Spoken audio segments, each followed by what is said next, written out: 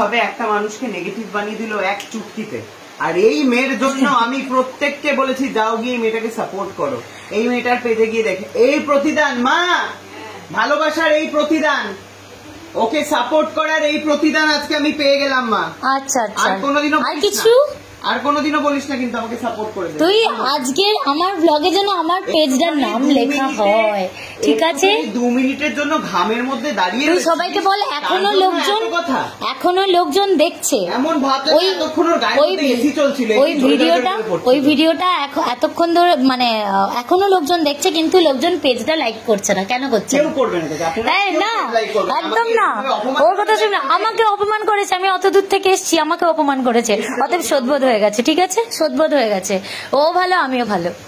এখন তো বলবি ও ভালো, নিতে হবে না ধান্দা। বাবা রে, বলছি দাদাই বৌদিদের গিফট গুলো খুলে ফেলি। হ্যাঁ খুলে ফেল। দাদাভাই বৌদিভাইকে ফোন করে বলে দে তোমাদের গিফট এসছে, খুলে ফেলছি, এসে তোমরা দেখে নিও। আমার গিফটটাও খুলবো, দাঁড়া। এখন আমার প্রচন্ড খিদে পাচ্ছে। খাবার তো বাবা কিছু নেই আমাদের বাড়িতে, যা থাকবে খাবো, নাহলে বানিয়ে খাবো।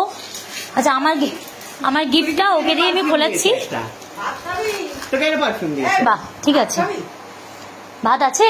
হ্যান্ডমেড কিছু না, হ্যান্ডমেড আমার দরকার নেই। হ্যান্ডমেড আমি নিজে বানাতে পারি, অন্য কিছু দিলেই ভালো। থ্যাংক ইউ প্রেরণা, থ্যাংক ইউ সো মাচ। ভীষণ ভালো, লেমনের গন্ধ ভীষণ ভালো, গরমের জন্য আরো ভালো।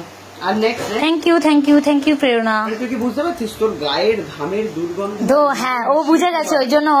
এ কি ছি ছি ছি, আমার গিফট। আমাকে বলছিল আমি নাকি ভাগাড়ে থাকি, একদম আমি নাকি ভাগাড়ে থাকি। আমি ভাগাড়ে থেকেও অনেক তাড়াতাড়ি তোর এখানে এসেছি, তোদের অ্যাক্সিডেন্টের পর, আর হচ্ছে তোর এই 500K সেলিব্রেশনের পর। তো আমার গিফটগুলো এবার দে।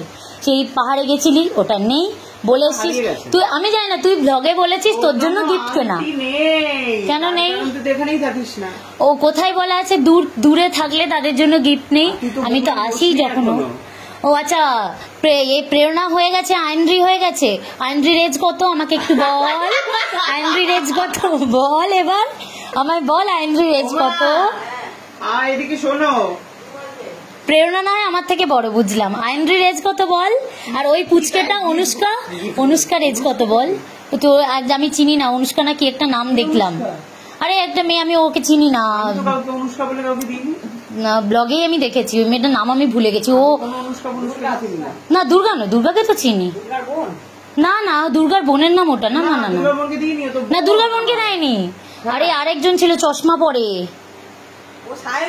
হ্যাঁ সায়নী। ও আচ্ছা, মোটা তো ছোটবেলার বান্ধবী। আচ্ছা আচ্ছা, ও মেন। ওর এজ কত?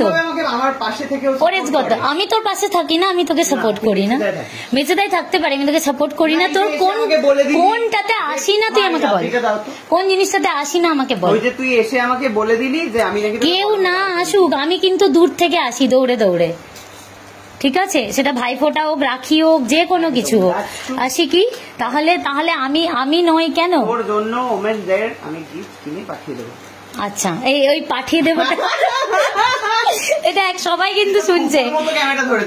ক্যামেরাটার দিকে তাকিয়ে দেয়, ঠিকঠাক দেখা যাচ্ছে, তোকে দেখা যাচ্ছে। ওকে, তোর ব্যাপারটা হচ্ছে তুই প্রত্যেকবারে বলিস, একটাও দিস না, ঠিক আছে? আর প্রত্যেকবার ভাইফোঁটা হোক, যাই হোক, ও কি করে যাতে কোনো রকম ঝামেলা নিতে হয়, আমি জিপে করে দিচ্ছি।